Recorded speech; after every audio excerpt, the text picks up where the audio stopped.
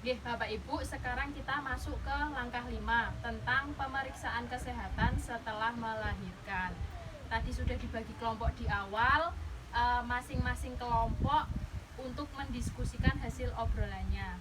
Kemudian untuk langkah ini saya minta kelompok cerdas salah satu perwakilannya untuk menyampaikan hasil obrolannya. Pak Sumadi dari kelompok cerdas bisa menyampaikan hasil diskusinya. Monggo Pak Sumadi. Bu. Dari kelompok kami, kelompok cerdas, tadi sudah berdiskusi dengan teman-teman. Nah, hasil diskusi ini saya sampaikan untuk ibu yang melahirkan itu melahirkan di fasilitas kesehatan, bisa di bidan ataupun di puskesmas. Kemudian setelah melahirkan, ibu yang menyusui harus memeriksakan minimal 3 kali setelah melahirkan. Selain itu juga perlu makan makanan yang bergizi, makanan yang beraneka ragam, serta minum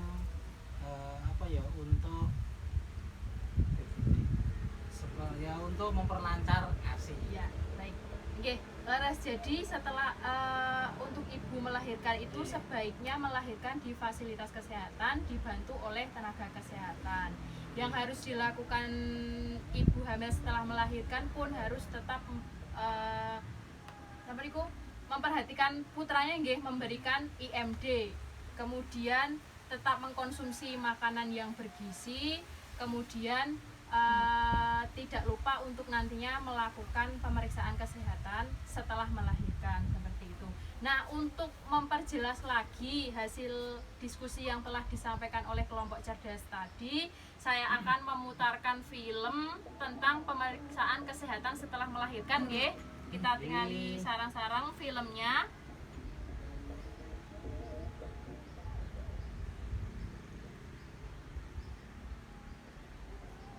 1000 hari tadi sudah dibahas nggih di langkah sebelumnya. Harus ditolong oleh tenaga kesehatan terlatih di fasilitas kesehatan. 2. Minum lagi kapsul vitamin A warna merah pada hari kedua sesudah melahirkan. 3. Memperoleh pelayanan kesehatan paling tidak 3 kali pada minggu pertama, kedua, dan ke-6 setelah melahirkan. Kurang lebih seperti itu ya Bu ya, Bapak Ibu, filmnya. Jadi dari film tadi panjang ya, lumayan panjang filmnya tadi. Di mana ibu hamil harus melahirkan? Ada yang bisa menjawab? Coba saya, Mbak. Nggih, monggo Pak Krisna. Nggih, monggo Pak Krisna. Untuk yang fasilitas melahirkan itu ya di layanan kesehatan, misal di rumah sakit yang pasti tenaga kesehatannya juga sudah profesional. Ya, benar sekali. Jadi ibu hamil harus melahirkan di layanan kesehatan dibantu oleh petugas kesehatan yang profesional, seperti itu. Kemudian dari film tadi, setelah melahirkan ibu hamil harus periksa berapa kali ke fasilitas kesehatan? Ada yang bisa menjawab? Nggih, monggo Pak Rocky. Minimal 3 kali. Ya, benar sekali. Ibu hamil harus memeriksakan kesehatannya setelah melahirkan itu paling tidak 3 kali, yaitu pada minggu pertama, minggu kedua, dan minggu ke-6 setelah melahirkan. Nggih, terima kasih untuk Pak Krisna sama Pak Rocky telah menyimak film dan menyampaikan jawabannya.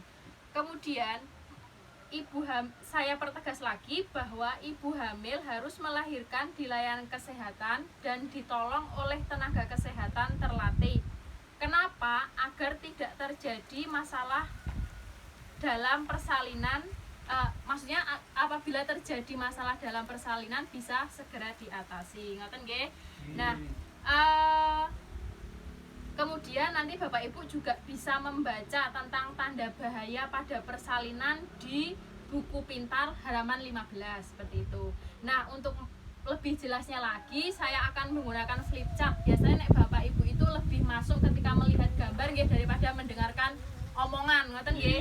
Jadi biar lebih jelasnya di sini ada flip chart tentang pemeriksaan pengelolaan kesehatan setelah melahirkan nggih di yang baris ini. Nah, perawat kesehatan ibu nifas oleh bidan atau dokter dilaksanakan minimal 3 kali. Jadi Bapak Ibu, ini untuk dalam menyusun anggaran perlu diskusi dengan anggota keluarga, khususnya suami dan istri, agar sama-sama mengerti dan sepakat tentang kebutuhan keluarga yang perlu diutamakan.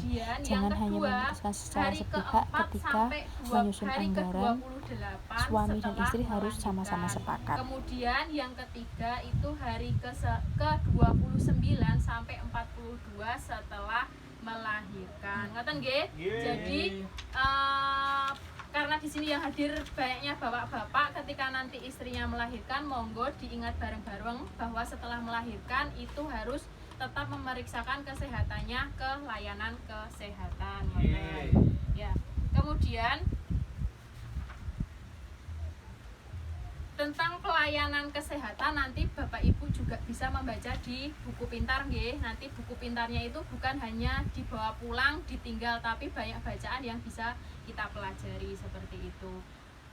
Kemudian di samping pemeriksaan setelah melahirkan ada lagi satu flip chart, satu gambar, yaitu tentang gizi bagi anak baru lahir dan ibu menyusui. Nah, setelah ibu melahirkan kan pasti sudah ada balita, kemudian ibu juga harus melaksanakan kewajibannya yaitu menyusui nggih.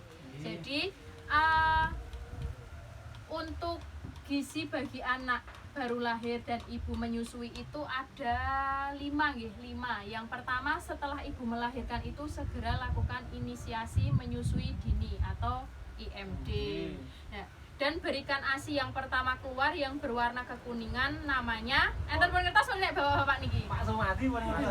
Napa Pak? Napa Pak Sumadi ngertos mboten? Angel niku ki jenenge napa niku? Trum. Lali kula. Lali.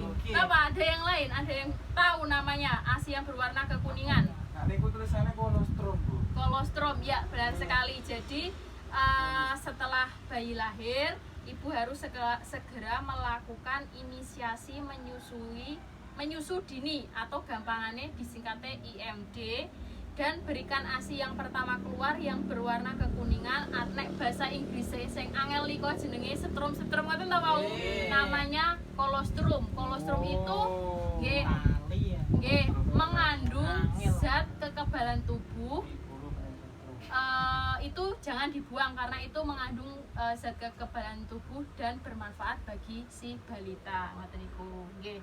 Terus selanjutnya yang pertama IMD sudah nggih, yang kedua ASI yang berwarna kuning, terus yang ketiga berikan hanya ASI saja sampai berusia 6 bulan. Itu namanya ASI eksklusif. Jadi nek misalnya biasanya kan nek bayi baru lahir itu biasanya sok rewel tidak mau menyusui nggih, ibuke jangan putus asa. Saya yakin mesti bapak ibu tuh istrinya ada yang namanya baby blues atau mengalami pripun nggih, gampangan niku rada belum terbiasa adanya anak kecil ngoten nggih. Jadi meskipun dia susah untuk minum ASI, jangan dipancing dengan madu sing rada legi-legi karena nanti sudah bukan lagi namanya ASI eksklusif. Biasanya nek di sini itu nek misalnya wah angel iki minum ASINya tidak mau, ditolak terus kayak gitu, biasanya sok dipancing pakai madu seperti itu. Jangan seperti itu,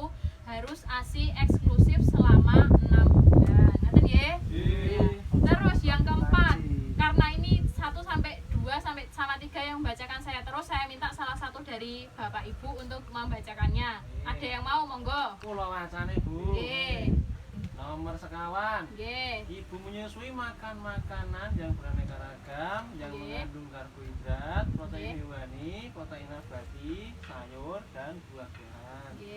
Yang kelima, kebutuhan air minum ibu menyusui adalah 12 sampai 14 gelas sehari.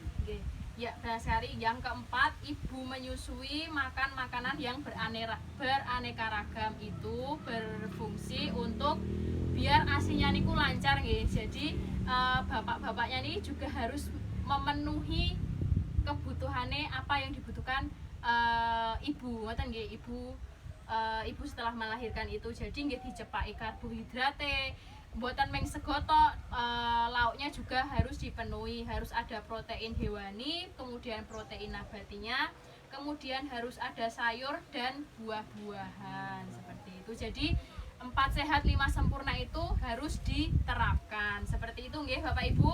Nggih. Terus selanjutnya itu kebutuhan air minum ibu menyusui pada 6 bulan pertama adalah 14 gelas sehari, dan pada 6 bulan kedua adalah 12 gelas sehari. Nek biasanya itu kan ada yang sehari paling tidak 8 liter nggih Bu nggih. Ibu-ibu betul saya bilang nih, bapak-bapak soalnya yang hadir. Jadi setelah melahirkan itu selain konsumsi makanan, air minum itu juga harus terpenuhi. Paling tidak sehari itu 12 sampai 14 gelas. Seperti itu nggih Bapak Ibu. Nggih. Untuk langkah yang kelima tentang pemeriksaan kesehatan setelah melahirkan seperti itu, nanti kita lanjutkan ke langkah yang selanjutnya.